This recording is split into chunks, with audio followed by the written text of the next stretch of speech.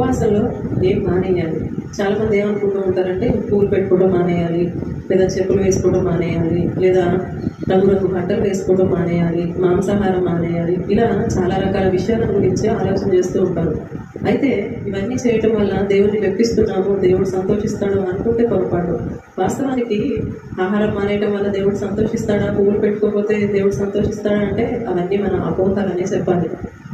ఒకప్పుడు ఆహారం వండుకోవడం అనేది చాలా పెద్ద పని, కానీ ఈ రోజున ఆహారం వండుకోవడం అనేది చాలా సులభమైపోయింది. 2 minutesలో నూడిల్స్ కూడా రెడీ అయిపోతుందంట. కనుక మనం మానేయవలసింది ఏంటి అనేది శరీరపరంగా భౌతికపరమైన ఆలోచనలు కలిగి ఉంటే మనం చేసే భక్తి లేదా మనం చేసే ఉపవాసం దేవుడిని మెప్పించదు అన్న వాస్తవాన్ని మనం గుర్తుపెట్టుకోవాలి. మరి ఏం చేస్తే దేవుడిని సన్నిధిలో మనం చేసే ఉపవాసం దేవుడిని మెప్పిస్తుంది అంటే, మొదటగా మన పాపపు జీవితాన్ని విడిచిపెట్టాలి. ఒకవేళ మనం ఏ పాపం చేత దేవునికి దూరం అయ్యామా అని మనల్ని మనం ఆత్మ పరిశీలన చేసుకోవాలి. తాగుడు చేతనా, లేదా వ్యభిచారం చేత, అబద్ధపు మాటల చేత మనం పట్టబడి ఉన్నామో ముందు దాన్ని గమనించుకొని దాన్ని మనం ఎప్పుడైతే విడిచిపెడతామో అప్పుడు దేవునికి మనకు మంచి సమాధానం కలిగి దేవుడు మనం చేస్తున్న ఉపవాసం అందు సంతోషించేవాడుగా ఉంటూ ఉన్నాడు.